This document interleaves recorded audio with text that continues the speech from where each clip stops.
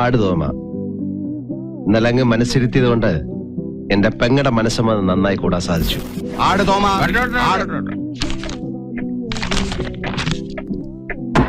ആട്ടിന്റെ case വിളിക്കും. ദൈവത്തെ ഓർത്ത് ഞങ്ങളെ ഉപദ്രവിക്കരുത്. നിങ്ങളെ ഉപദ്രവിക്കാൻ വന്ന 1.5 ചക്രം ഗുണ്ടയൊന്നുമല്ല ഞാൻ. നിയമം പഠിച്ച നിങ്ങൾക്ക് സമയത്തിന്റെ വില ഞാൻ പഠിപ്പിച്ചു തരാം. എങ്ങോട്ട് പോകുന്നു? ചേപ്പാട് തറവാട് വരെ ഒന്ന് പോവുക. ഇന്ന് വെൺമണി വിഷ്ണുവിന്റെ സപ്താഹം വായന ആരംഭ. അവിടെ ആർക്കും വായുഗുളിയൊന്നും വാങ്ങിക്കണ്ടല്ലോ. എന്നാ പോണ്ട.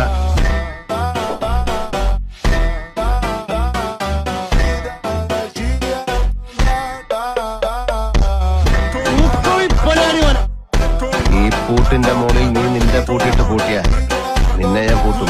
ഒടുക്കത്തെ പൂ.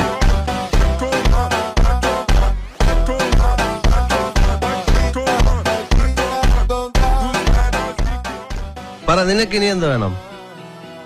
എനിക്കൊരു ചെറിയ ആഗ്രഹം ഉണ്ടായിരുന്നു, പറയാവോ? പറ. വലിയേട്ടന്റെ ആ തുണി പറിച്ചടി ഒന്ന് കണ്ടാ കൊള്ളായിരുന്നു.